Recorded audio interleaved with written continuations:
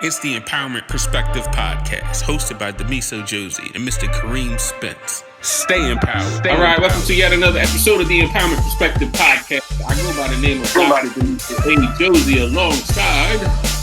Spence is here. Are you there? I just wanted to make sure you were there. I'm here. All right, having a little trouble on your end. I don't know whether you paid your bill or not, or what's going on with that. The track phone that you use or something. You got to upgrade, man. Something ain't right. It ain't me. It's blaming on the Rona. We're gonna charge everything on the Rona. Everything's Rona fault. Everything's and Rona. We also have, as usual, our resident expert on all things little. Jamie, how are you doing? I'm good. How are you? Good. Kareem wants to know what's up with your head. Like, are we losing it just like Kareem is? And he does not want to go back and forth about hair because at least there's something to style. Listen, I really don't have a comeback for that because I'm bald and I'm happy that I'm bald. But guess what? I'm happy with that. You too gonna be bald soon, and sooner or later we're gonna be going hat shopping together. You're gonna be buying a wig. Yeah. You're gonna get a wig. I'm gonna get a new era hat. How about that? See, listen though, Kareem, you're still trying to hold on to a little bit though. Like you just need to go ahead and just cut it off and be done with it. I would love to be able to do it, but I can't find a barbershop. You got to blame on the Rona. Like my face is growing, man. It's out of control right now. Everything's up. So in the previous podcast, we talked the music industry, specifically the hip hop music industry, with Dr. Scott. And we also had Terrence there doing some wonderful things out there with his company. A young man that's up and coming, so he's an artist as well as a business person. It's going to be hard for him to juggle the content side and the business side, but hopefully, we wish him well on everything that he's doing. Jamie, what was your impressions of that podcast? I learned a lot of information. It's a hard industry to be in, so I wish him the best of luck. One of the things he talked about was intellectual property and, not only the rights to your material. And I wanted to bring this up yesterday too, but when we recorded it, from an educational standpoint, because we do motivational speaking and we do go out there and do presentations, we have to be careful too because we're tied to an organization. I know there was time that the school district that I used to work in, for me to do professional development, they can charge them. Like they pretty much own the intellectual property of me because I'm under contract with them. So it's kind of interesting, just that concept of intellectual property. Kareem, what you think about the podcast? I thought Dr. Scott and Terrence brought some really good information to the table. The simple fact that now artists are getting 360 deals and the record companies are engaging, or I should say, are getting percentage off of everything they do. So for the longest time, the performances was strictly going to the artists. Now record companies are getting percentage of the performances and they're getting like merchandise deals. Mm-hmm. Absolutely. So what we want to do here in this particular episode of the podcast, we want to kind of lighten the mode up a little bit, but also be serious about it because I think the intellectual property is also going to go hand in hand with what we're talking about today. But we didn't want to focus this season on obviously the current situation, so we wanted to tap into some other industries that we haven't really been, talking to and trying to really understand and bring to our audience. But a lot of us obviously enjoy comedy. It's definitely a healthy distraction, but most of the time there's definitely a message that they're trying to get across with their comedy. So what we did was we reached out to our network, and our network reached out to other people, and I said, let's get some comics on here and talk about some things that's going on in the world of comedy. So we have two comics on today. I'd like to welcome Michelle and Renee to the show. How are you doing, Michelle? Hello, how are you? Thank you for having me on. Thanks for agreeing to be on. Renee, how are you? I'm good. I'm always nervous, so this is perfect. Wait a minute. You're a comic. How can you possibly be nervous about speaking in front of people? No, I get it from more of it's the comedy is I have to do it because I need approval, and that's why I'm nervous. It's a constant sort of need to grasp at this, like I need these people to laugh, and I need them. I need love. So the nervousness helps carry it through. If I wasn't nervous, I'd run away. Got you. So let's start there, Michelle. Do you get nervous before you go to perform? So not anymore. I was a theater major. I have my BFA and I did an apprenticeship at the Actors Theater of Louisville. So I have kind of the exercises, I guess, the trainings and stuff to back me up. And for me now, really, I don't get nervous anymore. I just had two big gigs. I had a gig at the Hard Rock opening up for Dimitri Martin, and I had a gig at the Hippodrome. He took me to the Hippodrome, which is like a 2,300 person theater in Baltimore. But for me, I have just been trying to get like next level. It just takes years to make these little incremental steps. I mean, just you send something to a booker and then they go, we're not taking any new people. Send it to us again in 18 months or whatever. Then you send it back. Like it just takes years to get in anywhere. Or I shouldn't speak for everybody. Renee might have a different experience, but for me, it's just kind of I'm still a baby. Moving up the ladder. It's okay. So like, I'm like a bull when they're running in the bull with the bulls of Pamplona, just like open this gate, like let me get out there. So right now I feel really good and confident, and I also have like my nice solid set that I could do almost in my sleep now. So that I think the preparedness and just the frustration that of just getting that next gig, getting that booker to call you back, I just feel so ready now. I just like it's out of my system, the nerves, you know, and those are the reasons why. It's just out of just sheer frustration. Like, I'm just so ready. Let me at him. I got you. I definitely want to touch on work ethic in a little bit, but I want to go back to the beginning. That moment where you realized that, you know, comedy was for you. Was it that, you know, you were performing in front of your family and friends and they was like, hey, you're kind of funny. You kind of rolled with it? Or was this something that you always kind of wanted to get into? So Renee, I'll start with you. So when I was really, really little, I had a record player in my bedroom, and my dad gave me all of his comedy records. That actually is part of the leading jokes in my set. But I listened to these albums every single night. They were actually Bill Cosby albums, but I would listen to them every single night. And I just had this idea that, like, I've always been very talkative. So I'm like, so you can just stand there and say all of these things that you're thinking and people have to listen to you. I wasn't, you know, I was a kid. I didn't think about money. And, you know, I remember one time I was going on a rant to my brother's girlfriend at the time. I was maybe 12, and I was ranting to her about how ridiculous I thought Rose Art crayons were in comparison to Crayola crayons, because they have that like awful slick paper wrapped around them. And they were cheap and terrible. And I said something along the lines of, like, if your parents were going to buy you these, they might as well, like, just thrown you out. They didn't even love you. And my brother's girlfriend was like, you were so, she thought it was really funny. And I remember her telling me that she liked my rants because they made her think of, like, she said George Carlin. I was not that filthy as a child. But I was like, oh, ooh, people love that. People love to hear you just go off about something mundane and kind of make it relatable, and just sort of people validating me as a person by reminding me that I'm funny or saying they like what I have to say, or, you know, anything, is really what pushed me to, you know, continue listening to stand-up, studying comics, different approaches to how they do things.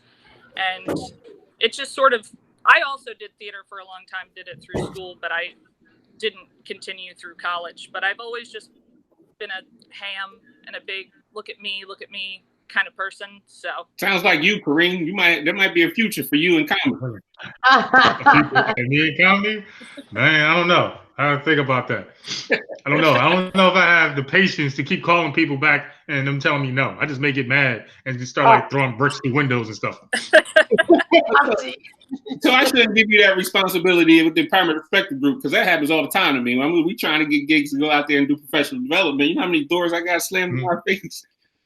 Yeah. But you start throwing bricks. That's what you need to do. Michelle, what about you? How did you get started into comedy? I think mine's pretty specific back to when I was a little kid, because I had my mother and father in my house. They had twin boys the first year they got married. Okay. And then 11 years later came me, and nobody in between. So I was with these four adults, essentially. By the time I'm 6 and getting into first grade, my brothers are seniors in high school. So there was no interest of anyone in my household in like crying or whining or like My Little Pony or whatever. Like the dynamic in my house was to sort of get attention. I had to grow up, I guess, or speak a little bit more, elevated or know more about adult things going on. Like, I mean, I would watch television with my family. So I just wasn't watching like these children's programs. We were watching Benny Hill, we were watching Gomer Pyle and Andy Griffith's show, that Happy Days, that kind of like those shows, all these little sitcom comedies. And I just picked it up. And I sort of realized I could get attention from that. I think in school, then I realized I could get attention. It was like attention getting, like Renee was saying. It was like this attention seeking. It was also a way to diffuse the arguments or deal with bullies. Like I've never been in a physical fight with anybody before. I think it has a lot to do with it. Just kind of make a joke, or if somebody's trying to pick on you or something, just have a better like comeback, and it just really was like this survival tool for me. Yeah. So I think I'm raising my kids right. So my youngest, Jaden, came home. This is maybe a year ago, talking about somebody was making fun of her mother and she was getting bullied, whatever. I said, you got three options: tell a teacher, punch the kid in the face, or come back with some better than your mom jokes. So she loaded up for all her mom jokes, and she had some pretty good ones. She had like 30. Yeah, that's awesome. And a little bit. I love it. Yeah. That's super. That's funny. So let's go. Yeah. I know both of you have theater backgrounds, but I want to go back to that moment, the first time on stage, and you're delivering your comedy, your very first time in front of an audience, professionally, I guess I could say. So Renee, I'll start to you. Take us back to that moment. It's your first show. It's your first opportunity. What was going through your head? Did you practice the material before on a smaller audience before it happened? Like, walk us through that process. Well, being that, like I said, I said earlier, I'm a waitress, so I have things that I would kind of say to my tables all the time offhand to kind of see if they worked. I had things I say to my friends all the time. I wrote my set just by going to. I actually had a therapist who said, "You've been saying you want to do this. You have to. Like, this is your homework. You have to go and get into the New Faces showcase at the Improv." So I went and I would go to Starbucks every day and I just wrote and put together the things that I felt I could segue to. And then I just kind of walked around my house and repeated it out loud to myself. I recorded myself saying it, and I was there waiting for my name to be called. And I remember saying, like, you can still run. Like, you could just straight up run. There are people, everyone sitting there for you will understand. Like, you could just, but I use that like fear as like instead of a fight or flight, I guess I just sort of was like, okay, well, I have to fight it. Like, I have to get up there, and because my fear it wouldn't let me fail at this. I couldn't fail at this. So it was funny. My opening joke was actually one thing, and I ended up speaking to some of the comics. We were all sitting around waiting for our names, and I offhand mentioned like my history into it and having to listen to the Bill Cosby albums. And the guy was like, yo, use that right now. And I used that immediately when I got up there, and like a whole 5-second, like laugh, applause, crack up. And I was like, all right, I can do this.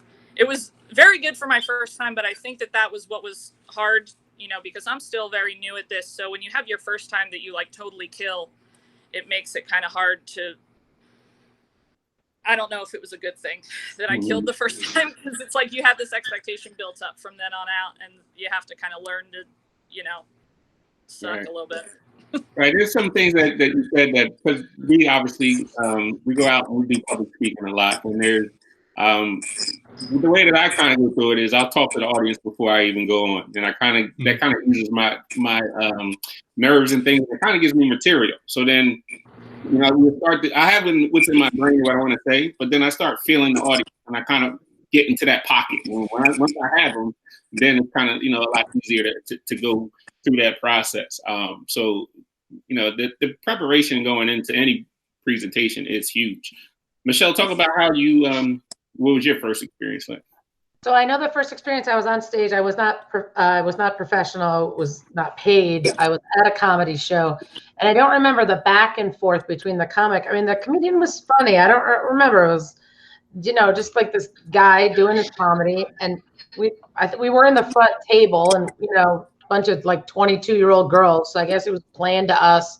I don't know, whatever we said back and forth. We were all, people from the Kent State University is where I went in Ohio. We're all, theater people were there.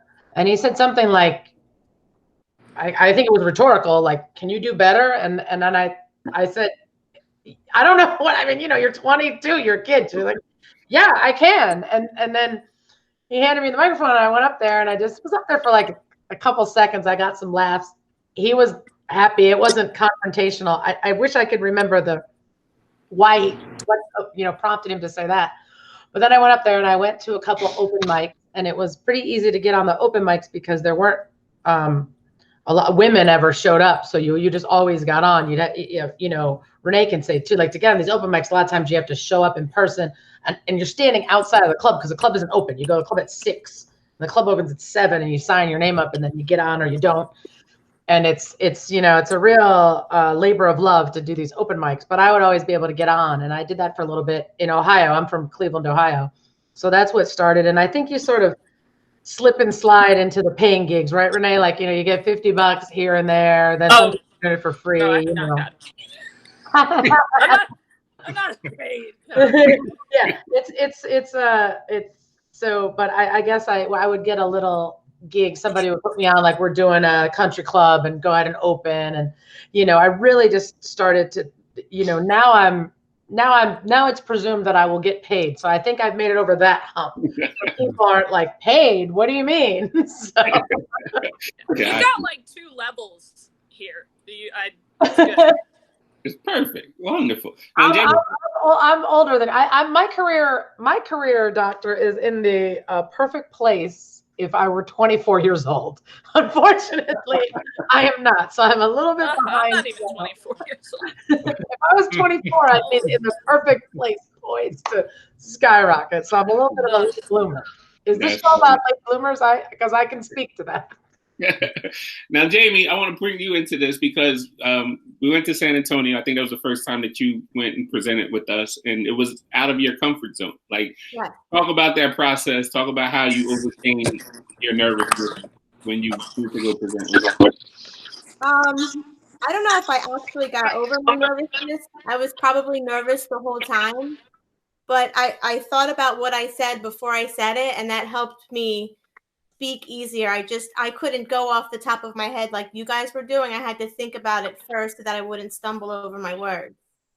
Yeah, I don't know how you do that. I'm not a person that can use index cards and stuff. It's just kind of like and whatever it comes out my mouth comes out my mouth. If you like it, you like it. If you don't, you don't.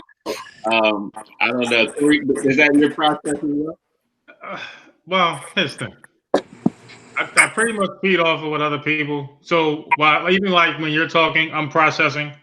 When we're talking to different educators, I'm still processing. So I really don't know which direction I'm going to go into. We have our slides, we have our presentation, but I don't even know if I know. Before let me say this. I know that when we had the 3-hour presentation, our biggest worry was rather not if we had enough material, and even we did 3 hours and we still didn't even get to the PowerPoint. We still didn't hit like key facts and things that we actually wanted to discuss that we thought was important. And we was like, well, you gotta come back and see us next year and we'll take you through the other hour and a half that we didn't get through. But I think that what we're able to do is make connections with people, and from that be able to go into storytelling. And I think that's where like hip hop and comedy pretty much merge, because it's the art of storytelling and being able to connect with people. It's a great point, and it's a great segment because I wanted to get into the material and the inspiration of the material. For us, in our presentation, our material is, real life stuff. We lived it, and we're just kind of packaging it in a situation where educators can digest it. So for the comments on here, like where does your material come from? And then more importantly, like how how do you go about tailoring it to your audience? Because with us, one presentation is different than the next. Even though it's the same topic, we haven't done the same presentation over the 30 times that we've been presenting this stuff. Talk about the inspiration of your material, and then how do you go about presenting it to, I'm sure there's different audiences depending on where you go as well, too. Right. I'll start with you. Who's you? Me? Michelle. Well, you do what you call read the room. So I am very diligent. Some comics aren't. Some comics are, if you're the headliner, you go in the back, you drink some beers, go on your phone, whatever. Oh, it's time for me to go out, and they go out. And then you can step on some landmines if you do that. Like landmine, we call them, like if you go, who has an anniversary? And like, the host has already done all that before you get out there. So like when I show up, I watch the show. So I'm out there the whole time, and I get there early, and it's like, oh, these people, this is all on dates. Oh, there's a group of women over here. I'll go like, hey, thanks for coming. Like what? Like, oh, it's her birthday. Like I'll find out, kind of data mine a little bit in the audience, so I know who to do, because then I can kind of gauge, like, I don't think they like that bit too well. I don't think they'll like that. Oh, I have a bit about birthdays, or I have a bit about this. I'm going to definitely do that. So a lot of it's like that. And just in terms of the day of the performance, or if I know I'm going to a VFW, like I'm going to want to know, like, I'll have say something about fishing or flannel shirts or whatever. Like I'll be ready to like where I'm going. And then as far as just getting material, a lot of it just comes up. Like Renee was saying, she practiced at her tables. Like, that's perfect. Like my friend caught me once. We were driving out to Hamilton from Atlantic City, where I am. So that's 45 minutes. And then I said something and she laughed. And then she's driving and she looked over and she's like, you're practicing on me, aren't you? And I'm like, well, I just want to. And so I just kind of practice in like a small group. Something funny might happen in this podcast, and then I'll think like, oh, I can use that. And then I'll use it when I go, if we ever get to hang out again with our friends, like having wine or whatever, I'll say it, work it into the conversation, see if it laughs. And then it kind of develops like that. And then Renee probably has it too. I mean, I started 100 notebooks. There's like 100 notebooks laying around the house, with just. If somebody found the notes on my phone, they'd be concerned. If somebody found the notes on my phone that I write that are just fun things, like there's one that's just like, ma'am, your baby didn't bring his wallet. And I don't know what that was about, but I wrote it on my phone. I forget. Yeah. That's funny. Renee, talk about the inspiration of your material. So a lot of I'm not a good liar. So like all of my material pretty much is true stories. I've always been told I have a good way of telling just the strange things that'll happen to me in life. And I'll use those, because they're real stories. I practice them on my friends all the time, obviously, when I tell them, like, listen to this weird thing that happened. But it's a big thing was really, I moved to Florida when I was 15 from New Jersey. And I did not expect what was going to happen. Like, I didn't know that where I was moving in Florida, or that anywhere in Florida, was like rednecky. Like, I wasn't sure. I had no idea. So I got down here and I went to this school that had a farm in the back of the school.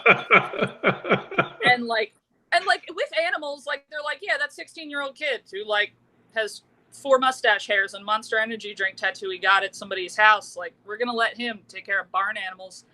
And so that's just being able to see kind of the weird, just observation, like being able to observe just the things that are going on around me, or really take in the parts of my life that maybe people do experience and don't notice. That's sort of how I build things. And it's because I'm just not good at making things up that aren't true, but I'm able to observe the things that are true and turn them into something. As far as like reading the room, that is really important. I think the second time that I ever did a set, now that whole thing about the school I went to is part of my set, and that's why I brought it up, because I ended up doing, I think my second set, I did it like this bar, like this redneck bar, and I said something, and this guy out there just goes, so? And I was like, oh, those people are normal to that guy. Like that was that guy's son. Like that was, you know, the kid I'm talking about is probably his, you know, probably his kid. So it's, you know, that is something that you learn is definitely reading the room. You know, in Florida, you do have very different rooms. You have a various mix of people. I'm obviously kind of, I don't know if it's showing up. I got like piercings and tattoos and colored hair, and I, you know, do my whole thing. So I'm not super, I try to steer clear of some of the rooms I know I'm not going to do well in. But I think as you get better, you probably learn how to go for any room. Right. I get it. A lot of, so my material is all as true as it possibly can be. Got you. The reading the room part in any performance is huge. The advantage that we have is that there's three of us doing this performance. So if I'm bombing, Kareem can pick me up or Danny can pick me up, and we kind of have that sense of it about it. But you're on there solo. You're not. You're by yourself. So take us to that moment. You had a joke that didn't go over so well. Like, what are the tactics you use to kind of bounce back from that? I mean, everything that I just in life, I do a lot of like self-deprecation. So I'll usually lean into sort of being like, you know, all right, didn't work. You know, like kind of just go back on like, you know, direct the laugh like at me to know that it's like, yeah, well, typical Renee, we didn't do that correctly. And just try to, you know, turn it around on like, Renee, she's so, Got you. How about you, Michelle? Yeah, you have a couple of choices. You know, you can really address the elephant in the room. Like if it's, you know, just like what Renee said, if you tell a joke about, I don't know. I mean, I haven't performed since this started, but, you know, if I make a coronavirus joke and it bombs, you know, 2 months from now, I can say, what, too soon or whatever, and just move on and just shift gears right away. Because to me, the people paid the cover to sit down and to laugh. They didn't pay the cover you know, to go to a comedy club. You didn't pay a cover to take a class or, you know, change your views politically or whatever. You just came to there to laugh. So they're not laughing at a particular direction I'm going. I just kind of abandon ship and go a different way with them, or maybe go into the crowd and do some crowd work or something. And because my goal is to just let everybody be happy. Actually, Renee said something at the beginning, but that reminded me of it. I mean, to me, comedians are miswired in that it is of utmost importance that everybody like you at the heart of everything. That's why when people have these interactions with rock stars, they like, oh, he was a jerk. I met Sting. He was a total jerk to me, blah, blah, blah. When people meet comedians, they have all these selfies with them. They take your cell phone out of the front row and film them. Like they just want to be liked. I haven't met I've met comedians that are, you know, jerks. They're divorced 3 times. They've been on the road for 100 years and they're kind of jerks, but there's this inherent pearl that they want everybody to like them. Yeah. You said it a different way, Renee, but you touched upon it like one of the first things you said. Yeah. So there's somewhere in America right now, there's this young girl that wants to get into comedy. She's 12 years old right now. Her family thinks that she's hilarious. And she's like, maybe this is something that I want to get into. What kind of advice would you give this young lady about the industry? How does it treat female comics? And what are they, what are they up against? Or what might they be up against down the road? Anyone can take that.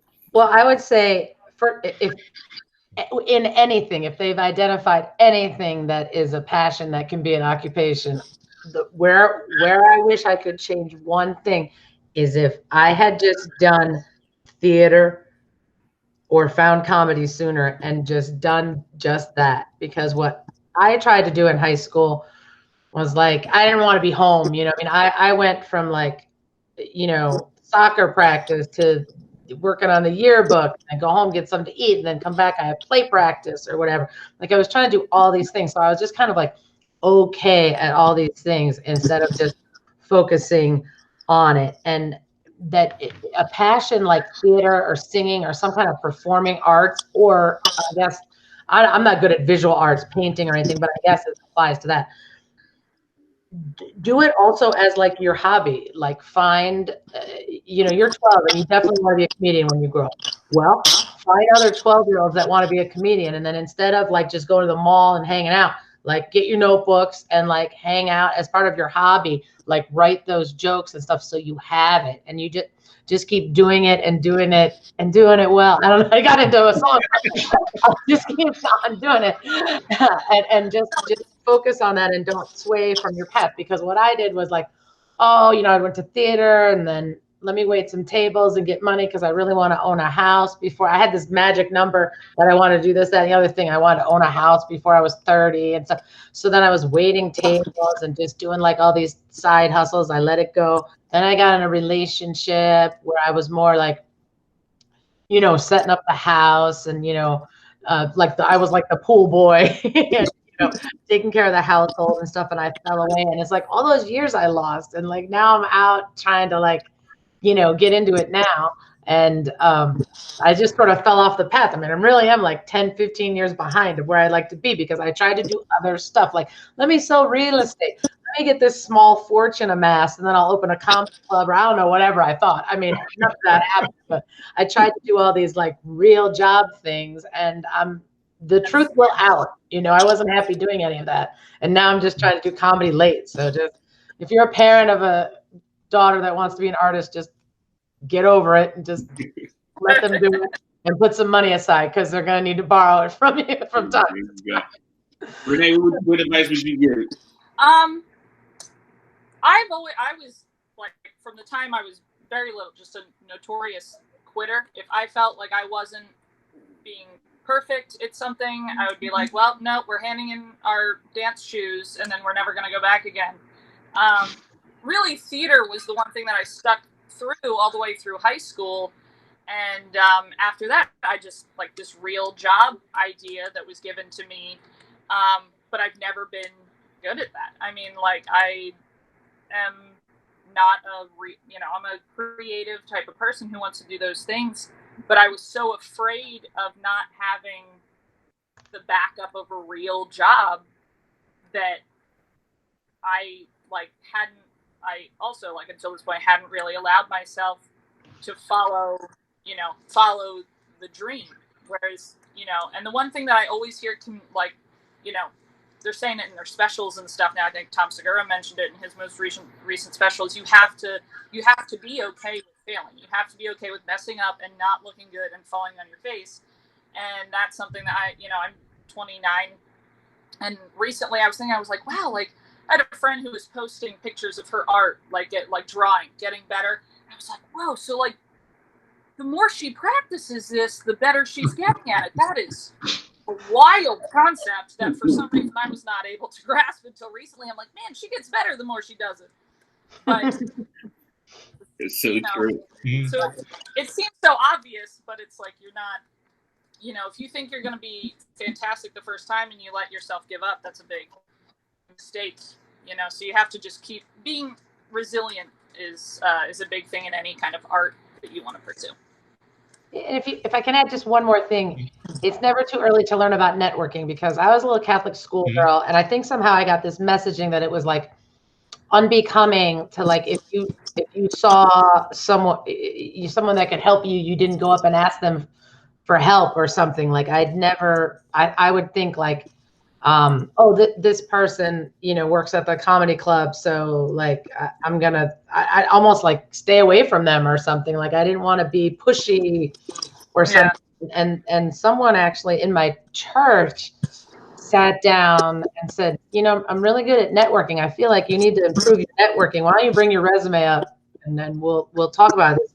This little old lady, she's well retired, 70, 80 years old, something, and she sat me down and she looked at my resume and she's like, you should be doing this, that, and the other thing. And just kind of, I guess, gave me permission to sort of go up to people, I guess, or just, just friend people, tweet people, whatever. I mean, now I just kind of, it's so much about networking. This gig that I got at the Hard Rock was more about just meeting, and it took years, but it was like meeting this person and, oh, my friend does this, you should talk to Adam, they should talk to this, blah, blah, blah. And just sort of my stuff finally got to them. And it wasn't about really being at a club every night and somebody seeing me at a club. It was like a friend vouching for me, give this person a shot. So that's just really important. I mean, because I waited tables too. And why was I waiting tables at just like bars? Why didn't I go wait tables at a comedy club? Why did I not do that? That was so silly. Like I should have been trying to work at where I wanted to be. But I like, well, if I can't where I'm applying. Yeah, if I can't be center stage, I don't want to at this theater. I don't want to be anywhere near this theater. I'll go work at this Chinese restaurant or whatever. It's so dumb. Like that's it. That'll make one difference, you know. Right. That really applies to any industry if you really think about it. Like even if you want to be a teacher, you need to be around other teachers. You need to go sit in the classroom. I always tell young people this to this day, especially if we live in a day and age where technology is where it is. Like if you wanted to be a doctor, I said, you have a doctor, a pediatrician, ask them if you can shadow them for the day. Like they don't think on that level. Like you have so many opportunities to go and actually learn about your craft and, practice your craft. But I think part of it is the parents are still in that old school frame of there's a certain way to do things because that's how they did it. But I try to expose my daughters to everything that they wanted to do. My one daughter wanted to have a slime convention, so I took her to Boston. We went to the slime convention. She met the person, like exposing them to what it really takes for that to happen. I think more people do that. I don't know why I didn't do that. I was a theater major, and then I'd go home for the summer. And I would teach tennis lessons with my brother, or I would like work at a restaurant. Why didn't I go work at a theater? So then I would go back to studying theater. But then like when school was over, and then I would just leave. And then I was cutting grass and doing whatever, like summer jobs to make money for school. But I don't know why I didn't try to work in my field. I just didn't. It was just a mistake. Right.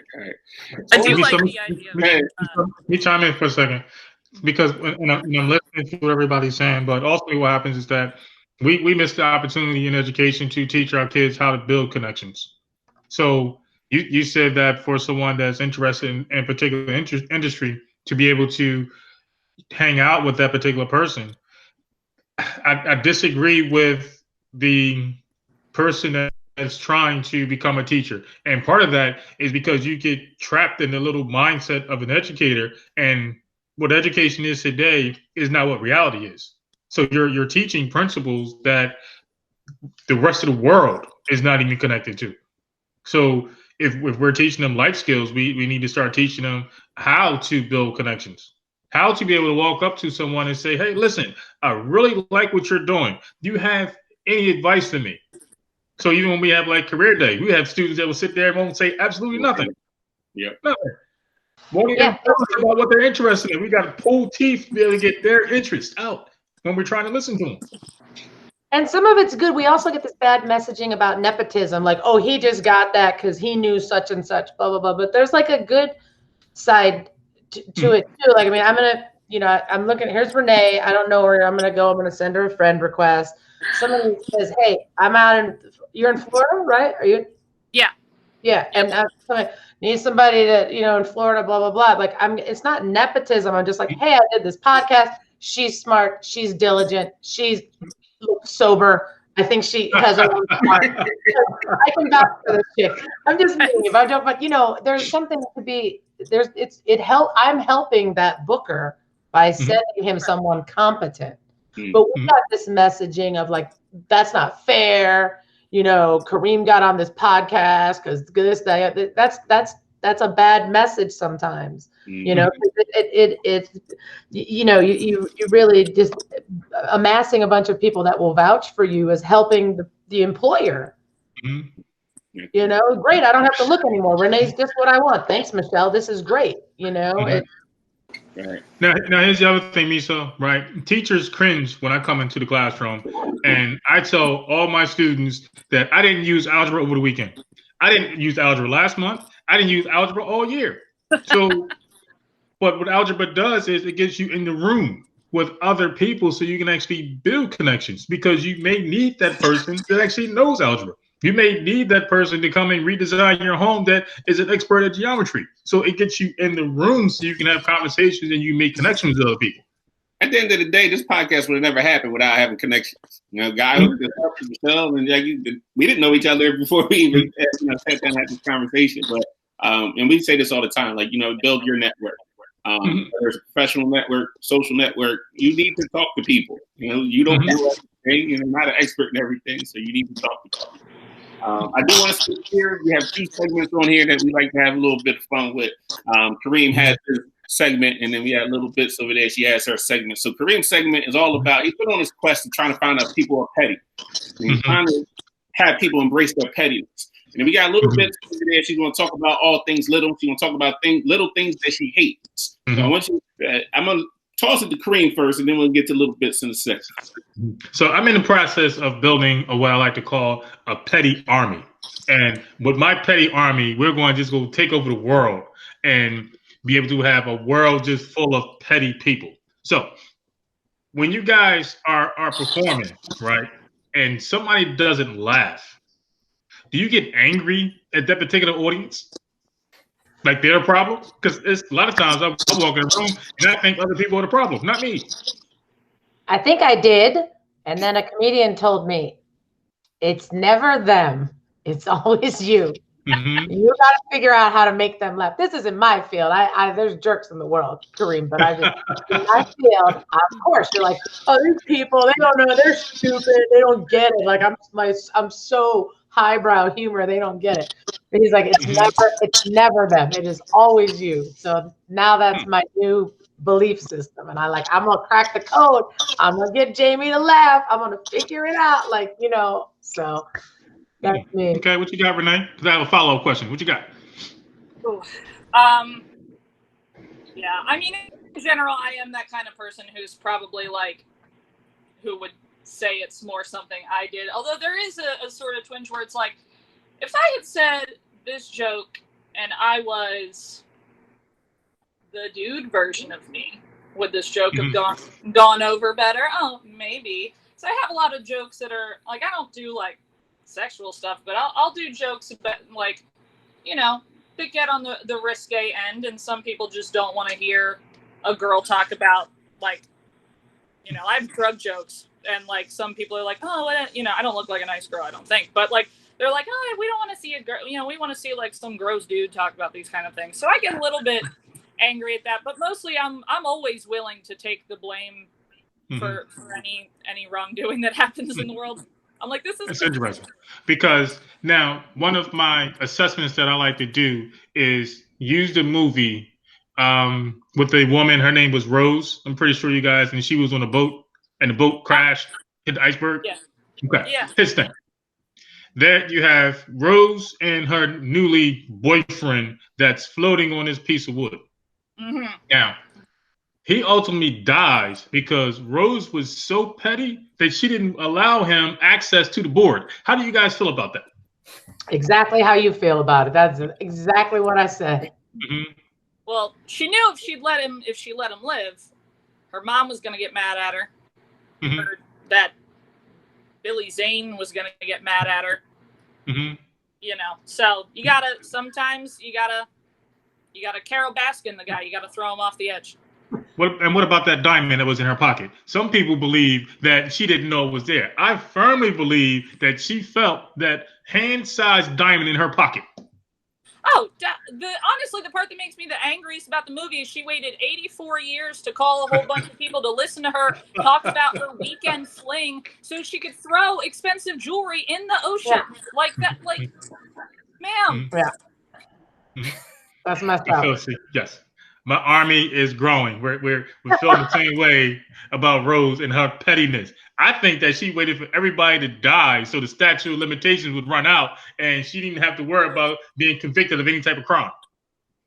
But I don't know why she wouldn't want that stone. Yeah, I would have pushed her in after it if I was her granddaughter. Like, grandma, no. I remember seeing it with somebody. They're like, it's symbolism. I'm like, I don't care. She can help some people with that stone. The symbolism that I require from that is the little S with the line through. That's a symbol that I need. I need to collect the money from that gem. Now, Kareem, I don't know about you. When we go to present and people don't look at us like we don't know what we're talking about, I'm not going to say it's my fault. No, it is them. It's them all day long. You should have got what I said. You signed up for this. I didn't go sign you up. You signed up for this. You seen the title and what the description was all about. You shouldn't have came if you didn't want to learn this stuff. That's facts. I'm petty. So we're gonna switch over to little Fitz. She's 2 feet tall, so her segment's called All Things Little. So Jamie, last couple episodes, you've been throwing shots at Kareem, subliminally. Little stuff. What you got for us today? I'm not going to throw a shot today. You said that last time. You keep saying that. I'm not going to. I dislike, as a small person, and the girls could probably understand where I'm coming from. I'm small. So when I go out, small dudes like to approach me. I don't like, if me and you are looking eye to eye, it's not going to work out. Wait a minute. I don't like. He's biased. Wait a minute. Yeah, you're 2 feet tall, so baby, basically a male baby coming up to you trying to talk to you. Listen, she's gonna fall in love and live with this person. She wants someone to reach stuff. Yes, you have to reach stuff for me. You should be able to pick me up to help me get stuff. We can't do the same size. We can't. Not at all. Not even a little bit. There has to be like a big difference. It can't be close. Not even close, huh? Not even close. What's the cutoff? Like, did your head come up to the chest, bottom of the chest, top of the chest, the shoulders? Like, how tall? What's the cutoff for you? What's that? You can't be under. Like, you can't be under that cutoff. Yeah. Like when you hug them, right? Sure, like, where does your head rest? You can't be under like 5'10". Like, Let what me help you. So, you know how if you your go through forehead is music. touching his lips? Is he too small? If who? If your forehead touches his lips, is he too small for you? Oh my God! Yeah, too small. Too small. Okay. Miso, you know how you go to the amusement parks and they have like, if you have to be taller than this to be able to ride the ride? I think part of Jamie's reasoning as to why she wants a big dude is because she don't want anybody not to be able to get on a ride with her. I know. Don't. Okay, I got it. Next I'm time. gonna get a cutout of Kareem going like this, and you gonna let Tanner will come to you. He gonna see if he's taller. Listen for this. I remember seeing like a Guinness book, record book, and like the tallest guy married like the smallest woman in the world. The tallest guy in the world married. It was like 7, 8 feet something. I remember seeing a picture, like old black and white. You can look that up. I mean, my boyfriend is not tall, but he's nice. But tall guys have like, if you're tall and like you haven't slept since the Garfield administration, and you like you've just that is chef kiss, mwah. Just tall, sleepy, you kind of smelly, you might have a questionable past, but it's always like if they're tall and all that, then it's like extra like, oh, I don't ruin my life. Go ahead. I don't care. There's like a balance. Like you can be short. Like if you're small, but like you're really, really attractive, like that's not the end of the world. I could handle that. But if like, I don't know. I think I would rather deal with someone that's not that tall and attractive than someone that's tall and not attractive. Like there is like a fine line somewhere between there. Yeah, I'm like 5'5". My boyfriend's like 5'9". Yeah. Got spinal surgery, so I'm hoping that might push him up maybe a couple inches. Stretch It him could. out. Oh my gosh, stretch him out.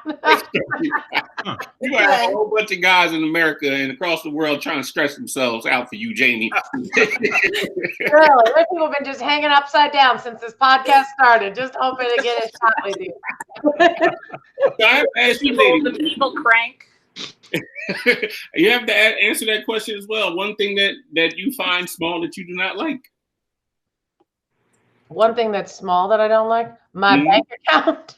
Yeah. Mm-hmm. Big move. I've been making this joke because, you know, everybody's like, oh, I'm losing all this money and blah, blah, blah. I'm like, I know I got 10 gigs that canceled. How am I going to make up this $187 or whatever? You know, has like been a joke. So, yeah, I don't like that my bank account is so small. When you're in the gig economy, you know, because you get like a big check, then you don't get anything for a while, then you gotta like hustle, get these little checks, and then get a bigger check, and it's just never anything steady, you know, and it slows down, and the holiday times are weird. You don't really have anything, or else you maybe have like a New Year's Eve gig that's cool. Like it's just all like this unknown, and you just get a little bit from here, a little bit. Oh, I'm going to teach this class. I get $100 a pop when I teach this class. Oh, I'm going to do this bar gig. Oh, this guy wants me to. You're stacking quarters up, like, trying to make it be a salary. So that's what I don't like. What about and then like this happens, and then it's like, who am I going to for unemployment and stuff? I have 1099s all over town for like a couple $100. Like, so I'm not gonna get like, who's paying my unemployment? Like this bar and grill or this bar and grill, like, That's funny. What about you, Renee? Something small that you don't like? So, like, literally small or something insignificant that bugs me? What do you mean by small? That was my... It could be either or. We already did small-minded. I'm not saying anyone in particular. I can't wait for the day. Listen, I can't wait for the day that you're bald and we're gonna go shopping together. I swear we go shopping together. That day you're bald, because that thing on top of your head is not gonna last forever. I can't wait till she falls in love with somebody that's like 4'2" or something. And I'll be at your wedding. Yeah, really, really, really fine. Really, really, really your dreams. Super fine looking, but like, 4'8". That's okay, because I'm gonna go to the horse races. I'm gonna find me a jockey, and then I'm gonna have him catfish Jamie, and thinking that he's like a 6'9" goddess. Then he go pull up. He go pull up in our house with a small car with a small dog. Absolutely. And he's small-minded. Go ahead, Renee. I'm sorry. Go ahead. The jockeys are nice and sinewy, though, real veiny. A good look. I like it. So what you got for us, Renee? I don't know. I overthink things. So I'm like, are we talking about actual small things like mosquitoes? Those are terrible. Or, I'm going to go with something that is not a big deal, but it still is like a big bother for me. Whenever you complain about your job, like, it's not people's like automatic thing to do is be like, every job is terrible. Everybody hates their job. And it seems like such a throwaway, like, simple thing to say to each other, like, I hate my job. I hate my job too. But it just runs over and over in my brain that, like, if we were all just as a collective being like, every laundry detergent gives me awful rash, we would stop doing that. Like, we would stop having that, like, we would revamp the entire concept of laundry soap if it was just ruining everybody's life. And so those little throwaway statements people make, I think, are the thing that's been bothering me lately, is when I'm trying to like vent and somebody's like, I got the perfect little stupid pandering thing to say to you, where I'm just gonna patronize you and be like, well, it's always gonna suck. Like, it's always gonna suck. Like, I'm just gonna like, I'm supposed to be like, oh, cool, yeah, good luck, I'm great. I'm almost 30 and I found out everything's gonna continue to suck. That's pretty funny. So that's a small thing, I guess, that bugs me. Awesome. Well, ladies, thank you so much for spending the day with us and spending some time and chatting. We're having some fun, obviously, and setting some important information about presenting in general, and then also, obviously, the industry of comedy.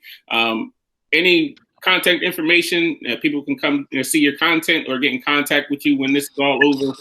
Maybe there is a virtual producer out there and you're doing some virtual shows right now. I don't know. Who knows what the network's going to bring? So how can people get in contact with you? I'm going to do a live show tomorrow. My friends have been, kind of, Michelle, do it. Just trying to put something on social media every day. So I'm going live tomorrow. My handle across all social media is Tom Comedy. My last name is Tomko, Tomko. So it's at TOMKOMEDY, Tom Comedy. Awesome. Renee, you still there? Yeah, I'm there. Sorry, I didn't remember the name of my page, so I had to go look it up. I haven't. This has a couple videos on it. I haven't.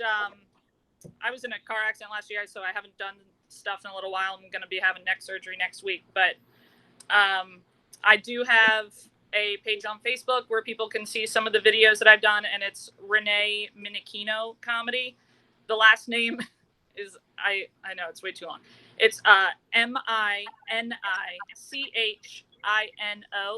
So Renee Minichino Comedy. I also have a Twitter that sometimes I say some reasonably funny stuff on, and it's just the letter R, my middle name, which is Sadie, Sadie, and then M. I just do different variations of my name. It's probably better if maybe you guys write it down somewhere. Name like you was spelling Mississippi. Yeah, see, one of the reasons I'm trying to get the boyfriend to lock it on, not necessarily because I like him, but I just need a shorter last name for lines and stuff. So that's pretty funny. Smith. She doesn't care if he's tall, short, or anything. It's like, is your name Smith or John? Yeah, 4 letters. I'm good. That's funny. Jamie, any last words before we get out of here? No, just don't be afraid to try something new, even if you don't know if it's going to work out. Go with what you want to do. Awesome. Mr. Petty, Spence, what you got? Well, I am actively recruiting so I can have my army of petty followers. We're going to dominate the world. We're going to make sure that everybody is able to embrace their pettiness and not shy away from that pettiness. And you know what? Just have some fun, laughter. Awesome. Comedy is the equalizer for everything. Yeah. No matter what you're going through, you can always use comedy to be able to have fun and relax. Life is too short. Yeah, I was going to say that along the same lines. We're obviously dealing with what we're dealing with. Mental health is a huge thing right now. I know a lot of people are out there struggling. How about this time? Turn on some comedy.